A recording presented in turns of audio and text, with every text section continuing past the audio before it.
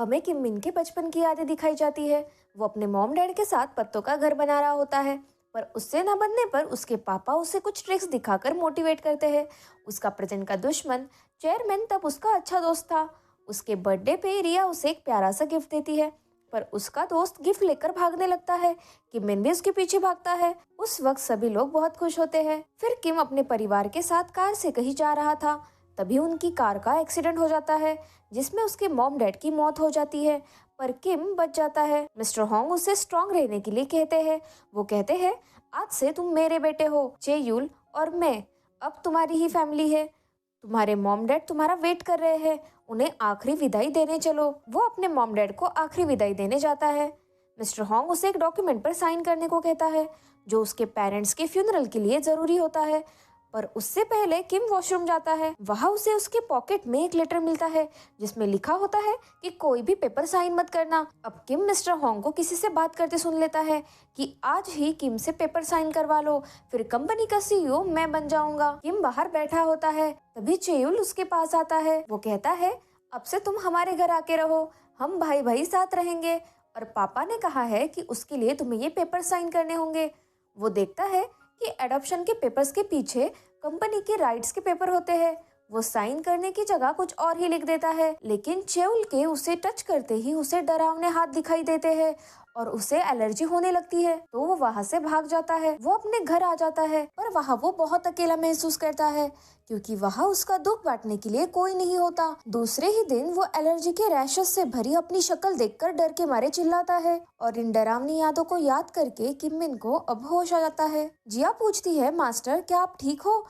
तब किम मिन को ये एहसास होता है कि जिया ने उसे इंजेक्शन दिया और उसकी जान बचा ली।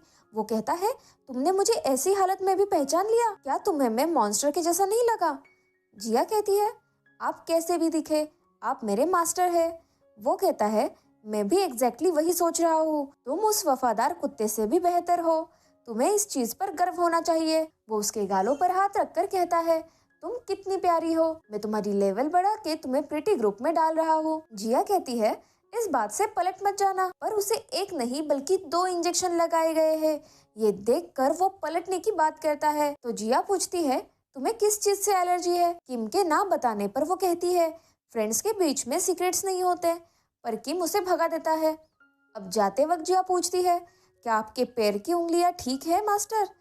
तो किम अपने पैर की ओर देखता है कि तीसरा इंजेक्शन वहां भी लगाया हुआ है, तो वो उस पर चिल्लाने लगता है। तो जिया वहां से पतली गली से निकल जाती है। अब जिया को वो टॉय बॉक्स दिखता है जो वो लेकर आई थी, उस पर उसे आइसक्रीम का दाग भी दिखता है, तो उसे पता चलता है कि किम सच बोल रहा था। उसे किम की बातें याद आती है, उसने कहा था कि मुझे कभी भी धोखा मत देना, और उसकी यादें जहाँ लोगों ने उसके पीठ पीछे धोखा दिया। जिया सोचती है, शायद किम को बहुत बड़ा धोखा मिला है, उसकी एलर्जी भी डेंजरस लगती है, सब कुछ होके भी उसकी जिंदगी आसान नहीं है। यहाँ बेग्यन उनकी पहले की फुटेज देखता है, तो उसे लगता है कि कहीं किम ठरकी इंसान तो नहीं है, तो वो जिया को उसके साथ बाहर जाने को मना करता है, उसके बेडरूम में भी जाने के लिए मना करता है और उसे दूर रहने को कहता है। पर अब जिया उसकी साइड लेती है कि वो एक नॉर्मल इंसान है और वो झूठ भी नहीं बोलता। बेग्युन ये सुनकर चौंक जाता है और थोड़ा पॉजिटिव भी होता है, उसे इंजेक्शन देने पर भी डांटता है। जिया कहती है, तुम्हें तो मेरी तारीफ करनी चाहिए, मैंने उसकी जान बचाई है। फिर वो बेग्युन को बताती है कि बड़ी प्रॉब्लम ये है कि मेरा भाई किम का मैनेजर है, अगर उसने मुझे ये काम करते पकड़ लिया तो मुझे डर है कहीं उसे अटैक ना आ जाए। बेग्युन कहता है, हम सीसीटीवी हैक कर लेंगे, तो वो जब भी यहाँ आएगा हमें पहले ही पता लग जाएगा। अब जिया को अपना मेटल का कॉर्ड सेट उतारना होता है, पर वो दूसरी लड़की वहां नहीं होती, और वो कॉर्ड सेट जिया खुद नहीं उतार सकती, तो बेग्युन उसकी हेल्प कर देता है। फिर जिया अपनी सहेली से मिलने जाती है। उसकी दोस्त कहती है, पहले तो तुम उसे पागल, साइको और पता नहीं क्या क्या कहती थी, आज तुम्हें क्या हो गया है, कहीं तुम दोनों के बीच कुछ चल तो नहीं रहा? जिया कहती है, चांस ही नहीं, कल ही वो अपने पहले प्यार से मिला और मुझे तो वो रोबोट समझता है। दोस्त पूछती है, और तुम्हारा एक्स बीएफ बेग्युन, वो तुम्हें रोज देखकर कैसा है? जिया कहती है, उसने साफ कर दिया है कि वो अब मुझसे प्यार नहीं करता। किम डॉक्टर से कॉल पर कहता है, इस बार इतने ज्यादा सिम्टम्स होने के बावजूद मैं बहुत जल्दी ठीक हो गया। तभी उसे एक पार्सल दिखता है जिसमें जिया ने नेकलेस भेजा होता है। वो कॉल करके जिया से पूछता है, तुमने वीडियो में एक हथौड़ा भी दिखाया था, तो सच बताना तुमने नेकलेस तोड़ा या नहीं, तो मैं खुद को संभाल पाऊँ।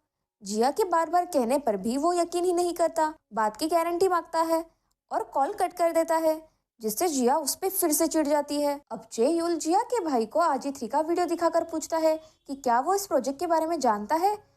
वो अपनी बहन का चेहरा देखकर हैरान होता है, पर डर के मारे कुछ नहीं कहता। यहाँ किम मिन को रिया की बातें याद आती है कि उसे उनकी शादी से कोई एतराज नहीं है। वो डेटिंग और किस करने की भी बात करती है। टीवी पर भी किसिंग का सीन आता है तो वो परेशान होकर टीवी बंद कर देता है, क्योंकि एलर्जी की वजह से वो किसी को किस नहीं कर सकता। वो आजी3 को इमेजिन करता है, उसे लगता है मुझे बात करने के लिए दोस्त की जरूरत है, तो वो सेंटा मरिया टीम के पास जाता है। वो बाहर से उनकी हंसने की आवाज सुनता है। वो दरवाजा खोलकर अंदर जाने ही वाला होता है, तभी बैक्यून बाहर आता है, क्योंकि उन्हें किम मिन के बारे में पता लग गया था। किम कहता है, मुझे आजी3 से मिलना है। बैक्यून चार्जिंग का बहाना कर देता है, तो वो कहता है, थोड़ी देर पहले मैंने उसकी आवाज सुनी। बैक्यून कहता है उसके स्किन सेंसर्स खराब हो गए हैं, क्योंकि कोई उसे बहुत छूता है, और आजी3 को कब तुम्हारे पास भेजना है ये मैं तय करूंगा। ये सुन के किम गुस्से में वहां से चला जाता है। किम स्विमिंग पूल में अकेला होता है। तभी दो साइंटिस्ट वहां ये सोच कर आते हैं कि किम सो चुका होगा। जैसे ही वो पानी में छलांग लगाते हैं, वो देखते हैं कि किम पानी के अंदर बैठा उन्हें गुस्से में घूर रहा होता है। उसे ऐसा देख वो डर के मारे वहां से भाग ही जाते हैं। यह जिया के भाई को नींद नहीं आ रही होती, तो उसकी बीबी उसके साथ बातें करती है। वो जिया के बारे में पूछती है। वो कहता है, वो मेरे कॉल ही नहीं उठाती। उसकी बीबी कहती है, जिया को उस रोबोट बनाने वाले को डेट नहीं करना चाहिए था। ये सुनकर उसके भाई को पता चल जाता है कि बैक्यून ही जिया का एक्स है। अब हम देखते हैं कि बैक्यून को उसके और जिया के पुराने दिन याद आते हैं। जिया उसके पास कपल अम्ब्रेला का कंसेप्ट लेकर आई थी, जो ट्रांसपेरेंट से कलर्ड में कन्वर्ट किया जा सके, ताकि बारिश में ट्रांसपेरेंट यूज करते वक्त अगर किस करने का मन हो तो उसे कन्वर्ट किया जा सके। वो ऐसी अम्ब्रेला बना भी देता है। अब जिया का भाई बैक्यून से मिलने आता है। दूसरी तरफ जिया आजी3 बनकर किम के पास जाती है। वो कहता है, मैं कब से तुम्हारा वेट कर रहा था, मुझे तुमसे बहुत बातें करनी है। जिया कहती है, कल जो लड़की आई थी उससे भी बात कर सकते हो। किम कहता है, वो मेरी दोस्त नहीं है। यह सुनकर जिया थोड़ी खुश होती है। फिर वो उसे नेकलेस का बॉक्स खोलने को कहता है। उसे सही सलामत देख वो बहुत खुश होता है। वो बताता है, एक मेटर नाइट पे ऊंची पहाड़ी पे मेरे डैड ने ये नेकलेस देखकर मेरी मॉम को प्रपोज किया था। उस नज़ारे की पिक्चर देखकर जिया बहुत खुश होती है, तो किम उसे वहां ले जाने का प्रॉमिस करता है। पर जिया सोचती है, तब मैं नहीं, मेरी जगह आजी3 होगी। वो कहता है, अगर मैं किसी से शादी करूंगा तो इस नेकलेस से उसे प्रपोज करूंगा। अब किम जिया को बताता है कि मेरे दोस्त को उसके पहले प्यार ने जस्ट प्रपोज किया। जिया कहती है, तुम्हें? वो कहता है, अरे मुझे नहीं, मेरे दोस्त को, पर मेरे दोस्त को एक छोटी सी बीमारी है। वो कहती है, तुम्हें? वो चिढ़कर कहता है, मैं नहीं, मेरे दोस्त को ऐसी अजीब बीमारी है कि छोटी सी गलती से भी मौत हो सकती है। प्रॉब्लम यह है कि वो लड़की शादी करना चाहती है, पर वो दोस्त उसे किस नहीं कर सकता, ना ही हाथ पकड़ सकता है। तो क्या ऐसी शादी हो सकती है? उसकी सारी बातें सुन के जिया उसे कहती है, जाके उस लड़की का हाथ पकड़कर। तभी किम उसे कहता है, बताया ना मैंने, वो उसका हाथ नहीं पकड़ सकता क्योंकि उसे एलर्जी है। वो पूछती है, कैसी एलर्जी? तो वो कहता है, इंसानों से फिजिकल कांटेक्ट की। एकदम से सन्नाटा छा जाता है। जिया कहती है, ऐसी कोई बीमारी है ही नहीं। किम उसे ऑपरेशन मोड में जाने को बोलकर बात टाल देता है। यहाँ जिया का भाई बैक्यून को वार्निंग देता है कि टेस्टिंग कंप्लीट होने के बाद रोबोट का फेस चेंज कर दो, वरना मैं तुम पर केस कर दूंगा। अब किम को खाना खाते हुए दिखाया जाता है। जिया उसकी कुकिंग से इम्प्रेस होती है। तब उसे पता चलता है कि वो कभी भी बाहर रेस्टोरेंट में खाना नहीं खाता। वो दूसरे का बनाया हुआ खाना ही नहीं खा सकता। ये सब 15 साल पहले शुरू हुआ। पहले वो कपकेक्स और इंस्टेंट नूडल्स खाता था, फिर प्रैक्टिस करते करते खाना बनाना सीख गया। वो कहता है, मेरे पापा से जो मुझे सीखना चाहिए था वो नहीं सीख पाया, जैसे कि शेविंग करना। जिया छोटे किम को इमेजिन करती है। वो कहती है, इन सब हालातों के बावजूद तुम बहुत अच्छे इंसान बने। वो कहता है, तुमने अभी मेरी हार्ट बीट बढ़ा दी। जिया पूछती है, क्या तुम रिया के बारे में सोच रहे हो? वो कहता है, काश वो रोबोट होती तो मैं उसे टच कर पाता, उसका हाथ पकड़ पाता और उसके साथ घूम पाता और उसे किस भी कर पाता। पर उसके इतने पास आने से जिया की धड़कनें भी तेज हो जाती है और इसी के साथ ये एपिसोड भी खत्म हो जाता है। नेक्स्ट पार्ट के लिए चैनल को सब्सक्राइब करना मत भूलिएगा।